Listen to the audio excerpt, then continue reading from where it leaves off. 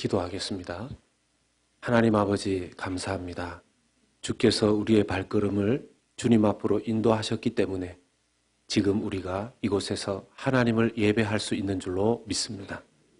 우리의 영의 눈이 열려지고 우리의 영의 귀가 열려지고 우리의 마음이 열려져서 하나님의 뜻, 하나님의 말씀, 성령의 역사하심을 경험하는 하나님 앞에 영광 올려드리는 예배되게 하여 주시옵소서. 부족한 종은 십자가 뒤에 감추어 주시고 오직 하나님의 말씀만이 선포되도록 은혜 베풀어 주시옵소서. 예수님의 이름으로 기도 올리옵나이다. 아멘. 할렐루야. 좌우 앞뒤에 계신 분들과 인사 나누시고 축복하겠습니다. 잘 오셨습니다. 은혜와 평강이 넘치시기 바랍니다. 오늘 예배 가운데 우리 주님 예수 그리스도의 은혜와 평강이 넘치시기를 주님의 이름으로 축원합니다. 예수 믿는 사람은 은혜가 있어야 합니다. 아멘입니까? 예수 믿는 사람에게 은혜가 사라지거나 예수 믿는 사람에게 은혜가 약해질 때 예수 믿는 사람 스스로가 그것이 답답해지게 되어 있고 주변에 그 사람이 예수님을 믿는다는 것을 알고 있는데 그 사람에게 은혜와 평강이 사라지게 되는 것을 그 주변의 사람들도 느낄 수가 있습니다.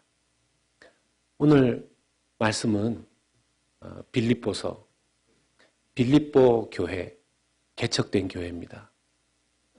사도 바울이 예수님을 만나고 난 이후에 그의 인생이 완전히 바뀌어져서 복음을 전하는 선교사의 삶을 살게 되는데 그때 성령께서 이 바울의 발걸음을 이끄시고 인도하셔서 유럽으로 갈 수 있도록 인도하셨습니다.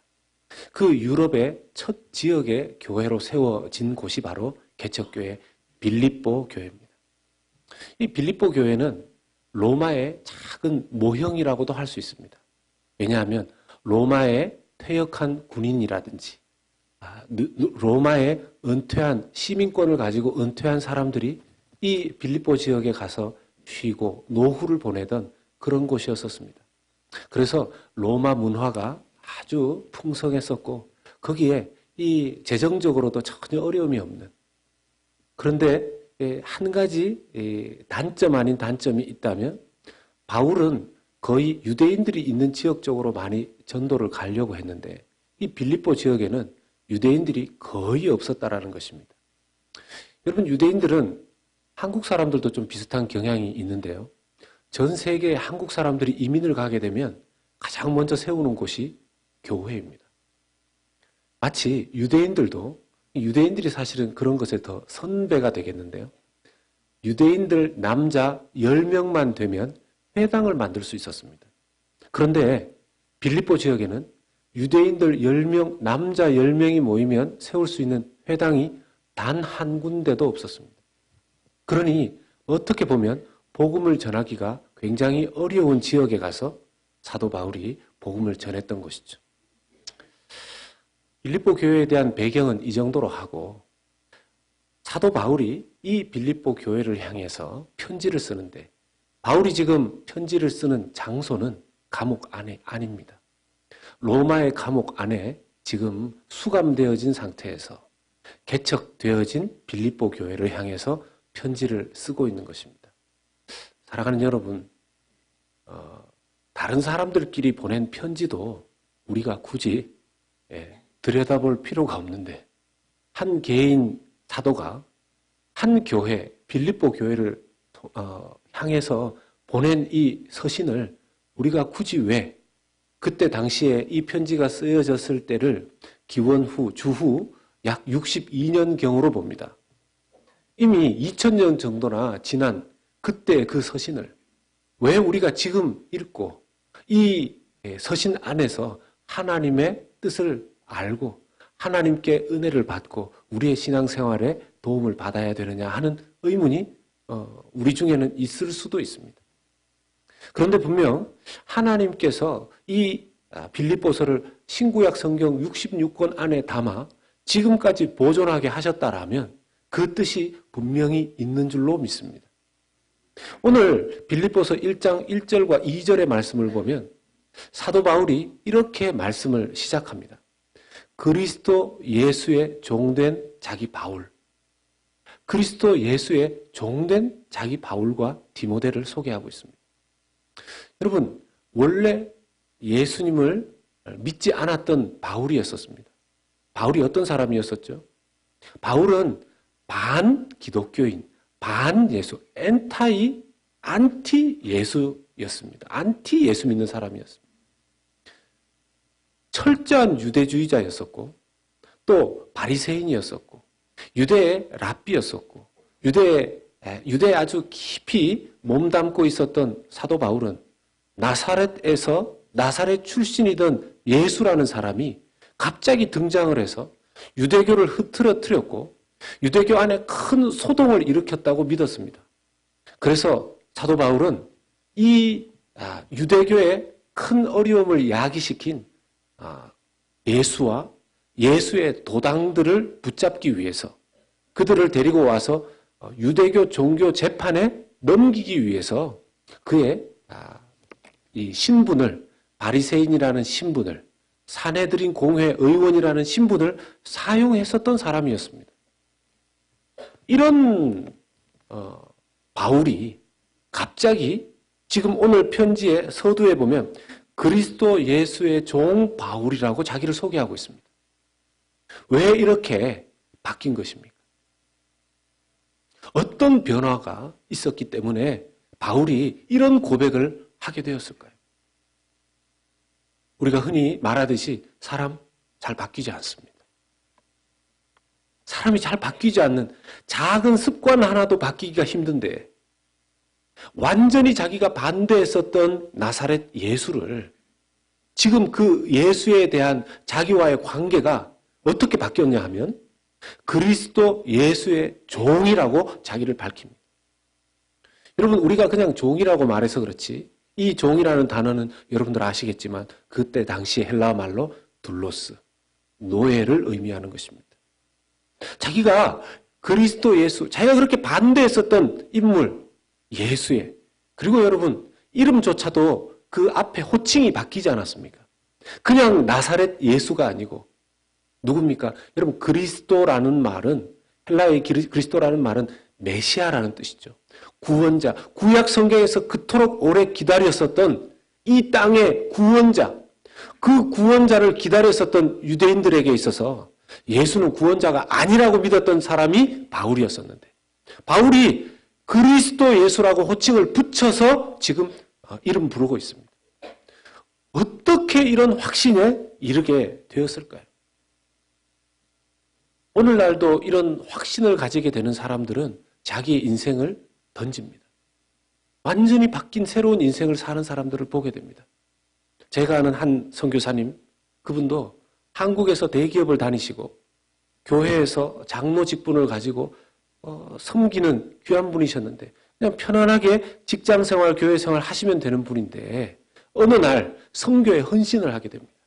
그리고 그 선교의 헌신도 영어권 사역에 헌신을 해서 미국에 와서 신학교를 다니시고 그때 본인이 생각할 때 가장 적절한 사역지라고 하는 생각된 필리핀으로 들어가게 됩니다. 여러분 필리핀에도 캐톨릭 지역이니까 굳이 그래도 비슷한 옛 구교 캐톨릭인데 거기에 선교를 하러 갈 필요가 있는가?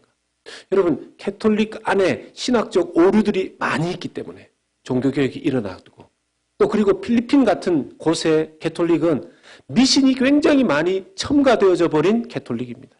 굉장히 많이 변질되어져 있습니다. 수많은 우상들을 필리핀 안에서 캐톨릭 안에서 볼 수가 있는 지역입니다. 거기에 이 선교사님이 현지인들 선교를 위해서 들어간 것이죠. 어느 정도 한국인들이 있지 않는 곳에 들어가서 현지인 필리핀 사람들 한 명 한 명을 마을에서 만나 복음을 전합니다. 근데 그 중에 한 명의 필리핀 가정이 마음을 열고 가정을 오픈해서 성경 공부를 하게 되고 그 주변에 있었던 한 가정 한 가정이 와서 예수님에 대한 성경 공부를 하게 되고 거기에 교회가 세워지게 되었습니다. 이미 20년이 넘게 그 교회가 개척교회가 잘 자랐고 아무 희망이 없었던 혹시 필리핀 관련된 분들이 있으면 다 그러시지는 않겠지만 저는 그 지역에 7번, 8번을 가봤기 때문에 제가 그 지역 안에서의 상황을 말씀드리면 결혼해서 아이를 낳으면 아버지가 어느 틈엔가 떠나버리는, 전혀 아버지가 그 가정의 상황들을 책임지지 않는 그런 동네의 분위기 속에 교회는 세워졌고, 희망이 없어서 고등학교만 졸업하면 마닐라라든지 대도시로 나가서 돈을 벌어야 했었던 그들의 인생 가운데 그 교회가 세워지면서 예수 믿는 사람들이 많아졌을 뿐만 아니라 청소년들이 희망을 가지고 대학 진학할 수 있도록 장학금을 그 교회가 대기 시작했고, 그 교회 어린 아이들이 다른 멀리 가지 않아도 혜택을 받을 수 있도록 유치원까지 설립했고, 그 유치원의 교사들은 그 교회에서 자라난 청년들을 그 사범대학이라든지 교육을 받게 해서 세웠다라는 것입니다. 하나의 그 마을에 그 교회가 희망이 된 것이죠. 가만히 있으면 편안하게 자기의 위치에서 지역에서 살 수 있었던 그 장로님이 왜 직업을 내려놓고 자기의 편안한 교회 환경을 내려놓고 복음을 전하는 그곳으로 갔을까요? 어떤 일들이 있었기에 그런 변화가 일어났을까요? 오늘날의 기독교. 여러분, 오늘날의 기독교는 기독교를 믿으면 가난에서 부로 바뀌어지고, 아픔에서 치유로 바뀌어지고, 죽음에서 살아나고, 어둠에서 빛으로 바뀌어지는 이것이 하나의 성공적인 종교처럼 되어진 것이 기독교의 하나의 이미지가 되어버렸습니다. 수많은 사람들이 기독교의 간증들을 할 때 들어보면 아팠는데 나았고, 망했는데 살아났고, 어려웠는데 하나님께서 풀어주셨다라는 쪽의 간증들입니다. 오늘날의 기독교의 이미지가 그러합니다. 근데 여러분, 오늘날도 중동의 어느 지역, 오늘 대표 기도하셨던 장로님, 그리고 우리가 함께 기도하고 있는 우리 파송 선교사님들이 파송되어져 있는 중동 지역을 가보면 예수님을 믿는다는 그 이유로, 그것을 고백한다라는 이유로 자기의 목숨이 어떻게 될지 모르는 그런 지역이 아직도 있습니다. 사도 바울의 당시로 돌아가 보면 제가 얼마 전에 그리스도 예수의 사도 바울이라는 영화를 좀 보게 됐습니다. 재미가 하나도 없어요. 네. 제가 그 재미없는 영화를 왜 끝까지 보게 되었는지 잘 모르겠는데, 여러분, 때때로 우리가 말씀을 통해서 그때 당시의 상황을 이렇게 추리를 하지 않습니까? 아, 그때 감옥에 있었던 바울, 그때 정말 매를 맞았던 바울, 뭐 그런 추리를 하게 되는데 재미는 하나도 없지만 그것을 실제로 고증을 통해서 세트를 만들고 거기에 배우를 세우고, 배우가 바울이 지금까지 이렇게 내려오는 이야기에 의하면 바울은 이 대머리였다고 전해집니다. 머리가 하나도 없는. 그리고 키는 좀 작았다고 전해지는데 그 배우는 좀 키는 좀 크더라고요. 그리고 다른 여러 인물들이 거기에 등장을 하는데 재미가 하나도 없다는 얘기는 거기에 재미의 요소를 일부러 별로 집어넣지 않았다는 뜻이 되는 것이죠. 오히려 그것이 저한테 좀 와닿았었습니다. 사도 바울이 로마 감옥 안에 있었습니다. 여러분, 사도 바울이 어떤 사람입니까? 우리가 사도 바울에 대해서 알 수 있는 부분들, 사도행전 22장 3절의 말씀을 보면, 나는 유대인으로 길리기아 다소에서 났고 이 성에서 자라 가말리엘의 문화에서 우리 조상들의 율법의 엄한 교훈을 받았고 오늘 너희 모든 사람처럼 하나님께 대하여 열심히 있는 자라. 빌립보서 3장 5절의 말씀 보면, 나는 8일 만에 할례를 받고 이스라엘 족속이요 베냐민 지파요 히브리인 중에 히브리인이요 율법으로는 바리새인이요. 6절 말씀에 열심으로는 교회를 박해하고 율법의 의로는 흠이 없는 자라. 아멘. 신분에 있어서나 도덕에 있어서나 율법에 있어서나 계급에 있어서나 그 어떤 부분에서도 조금도 흠이 없었던 사람이 바울이었습니다. 오늘날로 따지면 어디에 가서도 한 점 빠지는 부분이 없는 사람이 바울이었었습니다. 그런 완벽한 조건을 가지고 있었던 바울이 왜 갑자기 이렇게 바뀌어버린 것입니까? 어느 하루 하나님께서 이런 바울, 조금도 인간적으로는 틈을 비집고 들어가서 하나님 예수 그리스도에 대해서 복음을 알려줄 수 없는 이 사람에게 슈퍼내추럴하게 초자연적으로 자신을 나타내셨습니다. 사도행전 9장 3절에서 5절 말씀입니다. 이 사울은 바울이 되기 전의 이름입니다. 사울이 길을 가다가 다메섹에 가까이 이르더니 호련히 하늘로부터 빛이 그를 둘러 비추는지라. 땅에 엎드려져 들으매 소리가 있어 이르시되 사울아 사울아 내가 어찌하여 나를 박해하느냐 하시거늘 대답하되 주여 누구시니까 이르시되 나는 내가 박해하는 예수라. 아멘. 하나님께서 바울을 특별하게 부르셨습니다. 사실 오늘날도 자기 스스로 세상 속에서 완벽하다고 생각하는 사람, 도덕적으로 완벽하다고 생각하는 사람, 지식적으로 많이 안다고 생각하는 사람, 계급적으로 높다고 생각하는 사람, 물질적으로 많이 가지고 있어서 누구에게 의지하지 않아도 된다고 생각하는 수많은 사람, 신분적으로 나는 가문이 다른 가문보다도 더 좋다고 생각하는 사람들 중에 예수님을 믿지 않고 있는 사람이 있다면 그 사람이 계속해서 예수님을 믿지 않고 지낼 확률이 더 높습니다. 쉽지가 않습니다. 그런 의미에서 하나님께서 그런 사람들을 만나 주실 때 하나님께서 복음을 전하게 하실 때 첫 번째 방식은 그를 하나님 앞에 무릎 꿇게 하시는 것입니다. 겸손하게 하시는 것입니다. 자기의 계급으로도 자기의 신분으로도 자기의 물질로도 지식으로도 그 어떤 것으로도 도달하지 못하는 어떤 것을 알게 하셔서 하나님 겸손하게 하신 다음에 예수 그리스도의 복음이 들어가게 하십니다.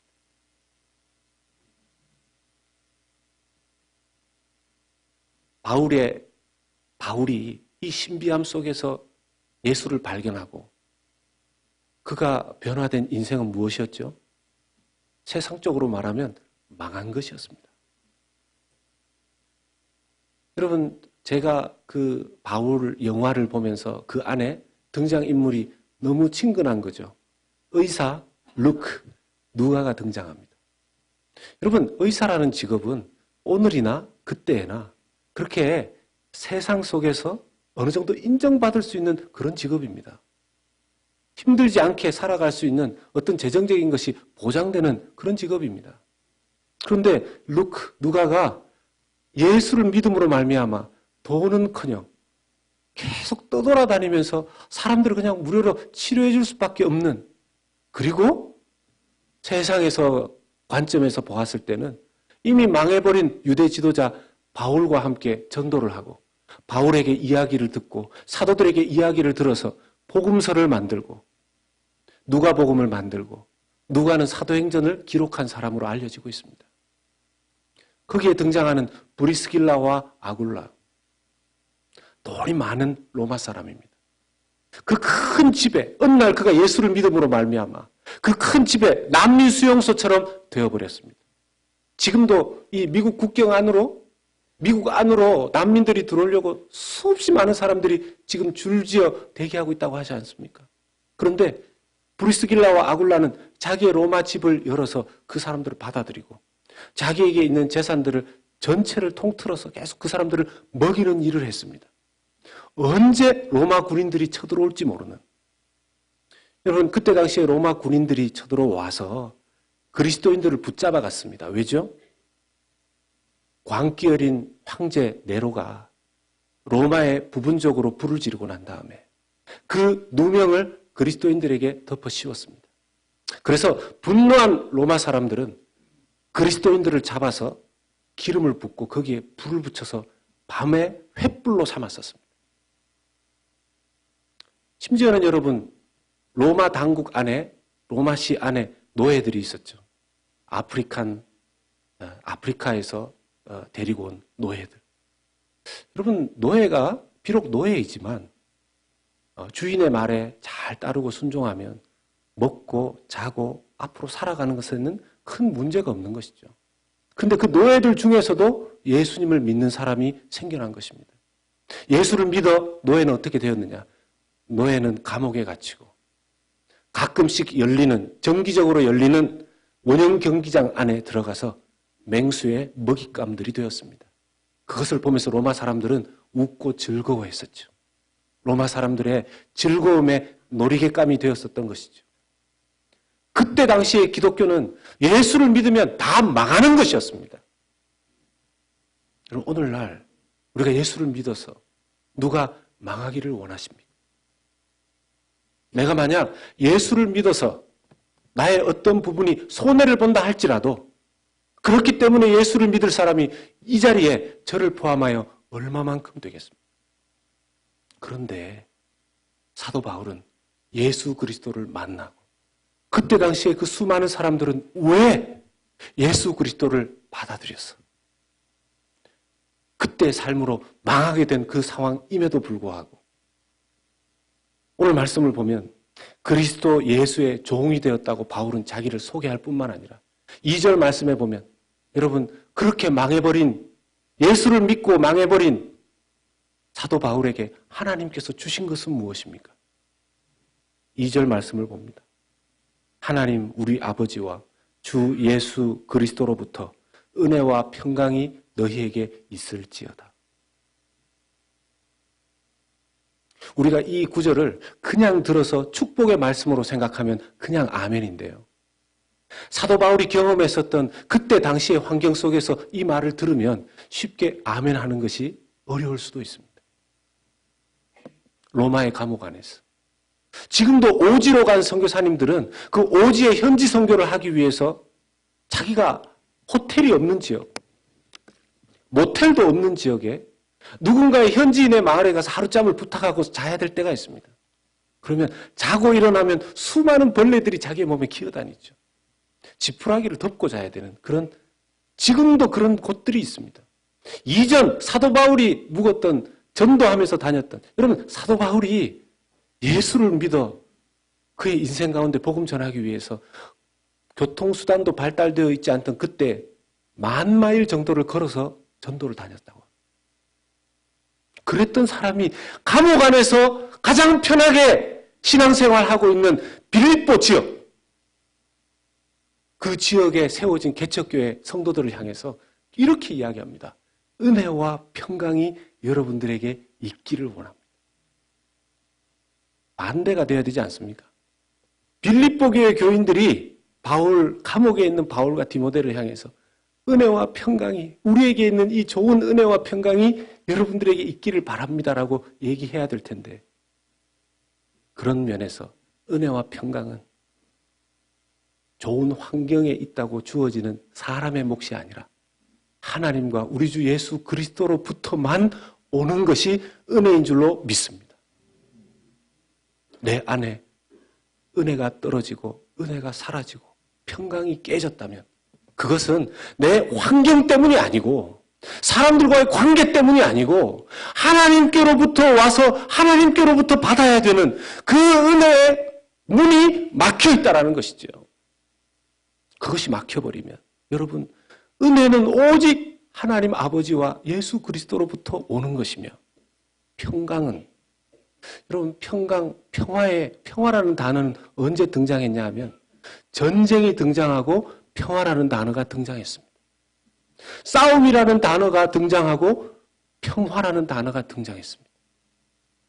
이 세상 하나님께서 은혜와 평강을 우리에게 주신다라는 뜻은 이 세상이 평강이 아닌 전쟁터라는 뜻이죠.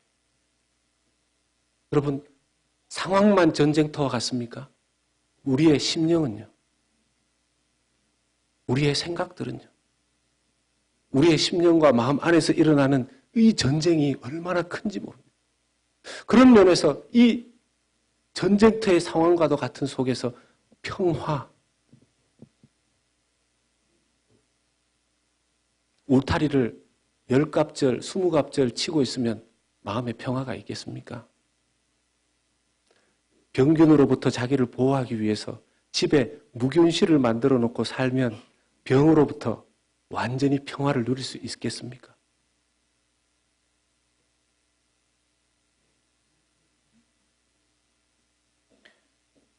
사도 바울이 하나님께로부터 받은 은혜는 자기의 신분이나 율법이나 도덕이나 물질이나 지식이나 그걸로 얻지 못하는 그 구원을 십자가로부터 얻게 되었다는 것을 깨닫게 되었습니다.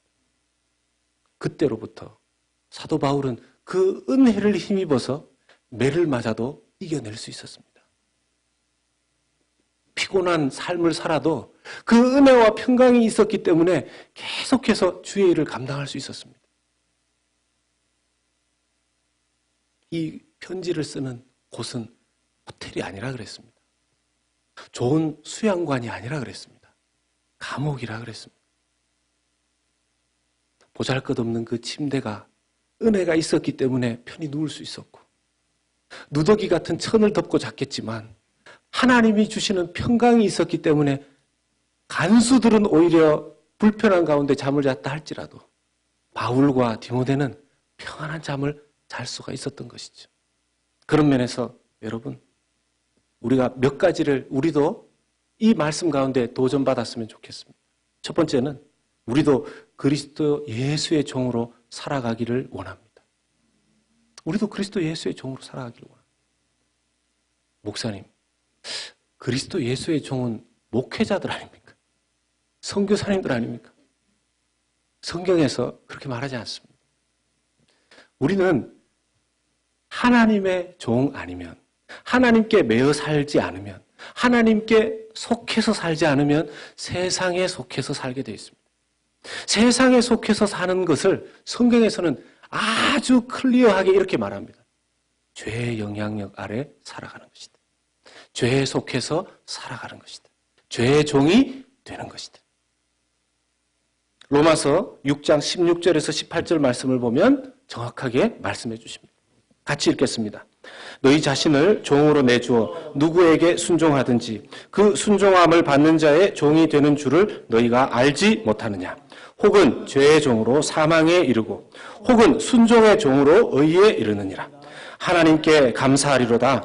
너희가 본래 죄의 종이더니 너희에게 전하여 준 바 교훈의 본을 마음으로 순종하여 죄로부터 해방되어 의에게 종이 되었느니라. 아멘. 거기에 로마서 6장 21절은 더 정확하게 우리의 신분을 알려줍니다. 같이 읽습니다. 그러나 이제는 너희가 죄로부터 해방되고 하나님께 종이 되어 거룩함에 이르는 열매를 맺었으니 그 마지막은 영생이라. 아멘. 아멘. 우리 믿음으로 감사함으로 크게 한번 아멘 하십시다. 아멘. 아멘. 우리가 죄의 종이었을 때 우리의 죄의 종으로서의 삶을 그대로 놔두었다면 죽음이라 그랬습니다. 그 죽음은 무엇을 뜻합니까? 지옥으로 가는 것을 의미하죠. 우리가 죄에서 해방되어져서 이제 하나님께 종이 되어서 이제 거룩함에 이르는 열매를 맺어 가다가 그 하나님의 종된 자의 마지막은 뭐라고 하나님께서 말씀하시고 약속하십니까? 영생이라고 말씀하십니다. 영원히 하나님과 함께하는 인생이라고 말씀하십니다. 그 은혜가 하나님의 종이 되고 예수 그리스도의 종된 자들에게 모두 주어지는 줄로 믿고 그 믿음으로 살아가는 여러분들 되시기를 주의 이름으로 축복합니다. 이게 우리가 있어야 되는 거죠. 하나님께 매여서 살게 해주시옵소서. 예수 그리스도에게 매여서 살게 해주십시오. 두 번째는 주님께서 주시는 은혜와 평강 속에서 살아가십시다. 하나님께서 주시는 은혜와 평강 속에서 살아가십시다. 여러분, 어떻게 하면 은혜를 유지할 수 있습니까? 어떤 때는 하나님을 바라보게 하십니다. 여러분, 자기 속에 하나님 앞에 겸손했던 때가 있어서 십자가의 은혜를 자기가 온전히 깨닫고 하나님 앞에 너무너무 은혜로운 신앙생활을 하시는 때가 있습니다. 그런데 제가 이렇게 드리는 말씀은 오류가 있죠. 뭡니까? 그런 때가 있습니다. 있었습니다가 되면 안 되고 그 때를 계속 유지해야 되는 것이죠. 아멘이십니까? 그런데 문제는 자꾸만 하나님의 은혜를 우리 스스로가 까먹습니다. 왜 그럴까요? 하나님의 은혜를 받고 난 이후에도 교만해지는 것입니다. 하나님의 은혜를 받고 나서 세상 말로 자꾸 까부는 것이죠. 조금 잘했다 싶으면 그만큼 된 거로 생각하고. 누구 얘기가 아니라 제 얘기입니다. 이제 좀 하나님 앞에서 이제 좀 고쳐졌구나, 거룩해졌구나라고 생각되면 그만큼 된 거라고 생각하고, 그래서 하나님이 저에게 허락하시는 게 뭐냐면 어려운 일을 확 허락하십니다. 그러면 그때 돼서는 또 죽을 똥살똥, 하나님 잘못했고 하나님만 바라보겠습니다. 이러면 또 하나님께서 은혜를 회복시켜 주십니다. 이것 안에 들어가 있는 제일 큰 인간의 문제가 무엇이죠? 교만입니다. 그러면 하나님께서 주시는 은혜와 평강 속에 살아가기 위한 열쇠는 겸손인 줄로 믿습니다. 베드로전서 5장 5절 말씀 같이 읽겠습니다. 젊은 자들아 이와 같이 장로들에게 순종하고 다 서로 겸손으로 허리를 동이라. 하나님은 교만한 자를 대적하시되 겸손한 자들에게는 은혜를 주시느니라. 아멘. 저 말씀 안에 초점을 맞춰서 봐야 되는 말씀이 뭐냐 하면 다 서로 겸손으로. 모두가 다 서로 겸손으로. 그리고 하나님은 겸손한 자들에게 은혜를 주신다고 하십니다. 사랑하는 여러분, 주님 앞에 겸손으로 옷 입고 은혜와 평강 가운데 살아가실 수 있기를 주의 이름으로 부탁드리고 축원합니다. 이런 말이 있어요. 은혜 떨어진 그리스도인을 만나느니 차라리 배고픈 개를 만나는 게 낫다. 무슨 뜻입니까? 아주 그리스도인이 예수 믿는 사람이 은혜가 떨어지면요, 배고픈 개처럼 자꾸 누군가를 물려고 한단 말이에요. 제가 이렇게 보면 참 조심해야 되는 게 목사라고 해서 은혜를 늘 유지하는 게 아니더라고요. 바빠서 성경을 못 읽을 때가 있어요. 바빠서 기도를 대충 할 때가 있어요. 말이 됩니까? 목사가 자기가 하는 일이 목회인데. 그런데 그렇게 되면요, 이상하게 예민해져요. 누가 제일 잘 알겠어요? 제가 제일 잘 알고 그 다음으로 누가 제일 잘 알겠습니까? 제 옆에 있는 그분이 제일 잘 알고. 눈빛이 딱 그래요. 제가 이상하게 자꾸 짜증내고 이러면 어디 가서 기도 좀 하고 오십시오. 하나님 앞에 엎드려야만 하나님께서 주시는 겸손한 자에게 주시는 은혜가 임하는 줄로 믿습니다. 은혜 있는 자에게 주어지는 열매가 뭐냐 하면 평강입니다. 평강. 은혜가 없으면 평강도 오지 않아요. 세 번째, 우리 교회를 은혜와 평강의 공동체로 만들고 지킵시다. 아멘입니까? 여러분, 왜 제가 저 말을 만들 때 만들고 지킵시다로 했겠습니까? 그냥 가만히 있어서 은혜가 임하는 게 아니고요. 그냥 가만히 있어서 그 은혜가 유지되는 것이 아니라 말이죠. 은혜 받은 자의 특징은 기쁨입니다. 기쁨이 있으십니까? 평강 있는 자의 특징은 온화함입니다. 온화함이 있으십니까? 하나님을 만나고 보면 그렇게 죄인일 수가 없기 때문에 겸손해짐이 더 겸손해지게 되어 있죠. 하나님, 예수 그리스도의 십자가를 더 깊이 깨닫고 나면 내가 도덕적으로 남들에게 잘해주려고 사람들과 비교해 보았을 때 그렇다라고 생각했는데 하나님께서 베풀어 주신 친절에 비하면 아무것도 아니라는 것을 깨닫게 됩니다. 더 부드러워지고 더 온유해져야 된다라는 것을 그제서야 다시 확인하게 되는 것이죠. 교회 공동체는 그래야 합니다. 교회 공동체는 그 기쁨이 있어야 하고 그 온화함이 있어야 되는 것이죠. 그런데 마귀는, 사탄은 그 교회 공동체의 기쁨과 그 온화함을 깨트리려고 무진장 노력합니다. 조금의 틈이라도 생기면 그 틈을 비집고 들어가려고 하는 것이 마귀의 전략입니다. 그래서 깨어 있어야 되는 것이죠. 깨어 있어야 됩니다. 베드로전서 5장 8절 말씀을 같이 보겠습니다. 같이 읽습니다. 근신하라, 깨어라. 너희 대적 마귀가 우는 사자같이 두루 다니며 삼킬 자를 찾나니. 잘 보시면 아무나 마귀가 노리는 것이 아니라 삼킬 자를 자기가 봤을 때 틈을 비집고 들어갈 만한 사람을 찾는다고 했습니다. 그래서 여러분, 교회는 날마다 기도해야 됩니다. 엎드려야 하는 것입니다. 교회의 지도자들은 하나님 앞에 엎드림이 훈련이 되어 있어야 됩니다. 교회를 섬기는 자들은 하나님 앞에, 십자가 앞에 무릎 꿇는 것이 습관이 되어 있어야 합니다. 문제가 발생했을 때 사람을 찾아가는 것이 아니라 하나님 앞에 나와서 눈물로 회개하는 것이 교회 지도자가 가장 먼저 해야 되는 일이 되는 것입니다. 그래야만 교회를 하나님의 은혜와 평강의 공동체로 만들고 지켜갈 수 있는 것이죠. 그래서 여러분, 교회 지도자는 문제가 생겼을 때 입을 닫아야 돼요. 교회 지도자는 문제가 생겼을 때 입을 닫고, 그 입을 인간 앞에서는 닫고 하나님 앞에서 열어야 되는 것입니다. 그 어려운 사정을 하나님 앞에 아뢰야 되는 것입니다. 어떤 분들이 그래요. 지도자가 되었고 리더가 되었는데 사람들이 자기를 이해해 주지 못한다. 이해받지 못하는 것이 지도자입니다. 가장 이해받지 못했던 분이 우리 주 예수 그리스도이셨습니다.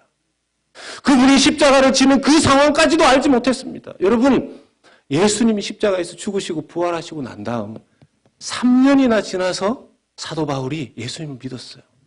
예수님의 소식을 이미 사도 바울이 들었지만 사도 바울은 그 복음을 받아들이지도 않았습니다.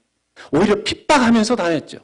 3년이 지난 이후에 하나님께서 직접 만지신 것입니다. 그래도 바울을 불쌍히 여기셔서 그 마음 가운데 중심은 하나님을 향해 있는데 예수 그리스도의 대속의 십자가의 비밀을 깨닫지를 못하니까 하나님께서 강권적으로 역사하신 거죠. 그리고 사도 바울이 하나님 앞에 회심했기 때문에 하나님께서는 사도 바울의 그 진심, 사도 바울의 그 집중성, 진지함, 사도 바울의 그 헌신, 그런 것들을 알고 계셨기 때문에 하나님께서 그것을 사용하신 것입니다.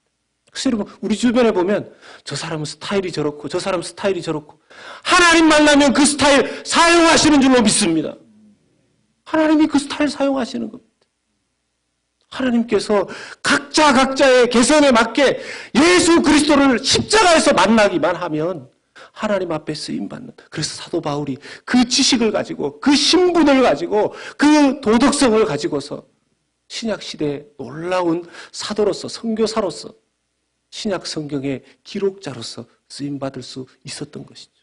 그런 의미에서 주님, 우리 교회 안에 하나님의 은혜와 평강이 흐르기 위해서 만들고 지키는 그러한 헌신과 결심이 우리 모든 연합의 성도들 가운데 있으시기를 주님의 이름으로 부탁드리고 축원합니다.